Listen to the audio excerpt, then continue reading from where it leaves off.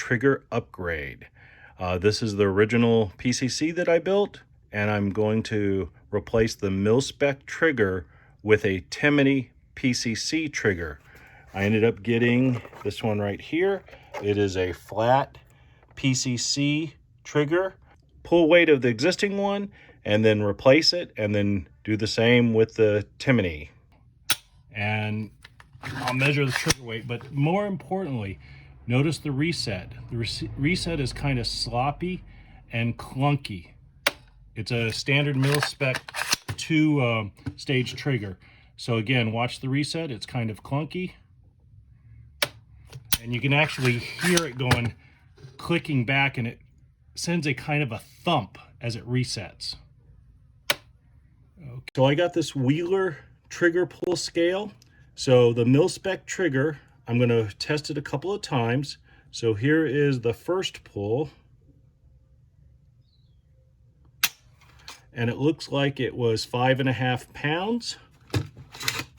Going to get a couple of these. So next one.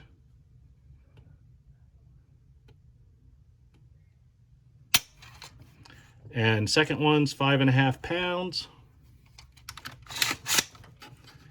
And third sample.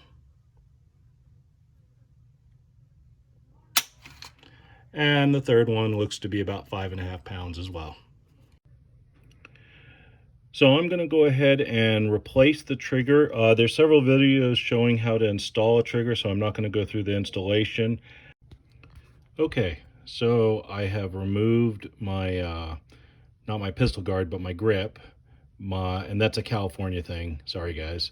The screw, you have this detent for the safety, the hammer and trigger pin, and you got the trigger and the hammer. That's the Mil-Spec one. Here is the Timney replacement. The one thing that's weird is the instructions did not cover this. It's obvious where it goes. It goes underneath the trigger. What I think it's supposed to be for is it's probably optional, but the instructions do not discuss this, so that's a little weird. What I think is going to happen is the Timney trigger goes here and it uses the hammer and trigger pin, but there's some set screws that get pushed down that'll come out of the bottom and tighten the trigger to the bottom of the inside milled part of the receiver. I have a feeling that if there's too much space in the bottom and maybe there's a little bit of slop or something, then maybe the spacer comes into play. Okay, so I have installed the Timney trigger. One of the things to point out was, remember how I was talking about that spacer? I did use that spacer. And then the other thing is before I tighten the set screws down, the trigger and hammer pins fell out or would easily push out. So I was thinking I might have to get anti-walk triggers, or excuse me, anti-walk pins. Now, when I tightened down the set screws, it put tension on the pins and now they're solid. So let's go ahead and do the trigger. Watch the trigger. And then reset on the trigger. Watch how the reset. It comes back a little bit and you can feel it, but you can trigger again. Very smooth, very crisp.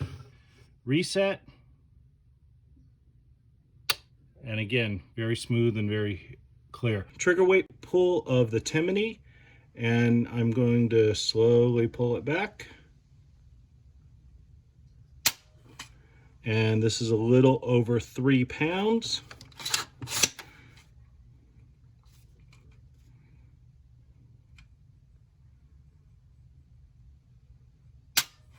This is almost a hair under 3 pounds. I was more at the bottom of the trigger. I'm going to hit the middle of the trigger.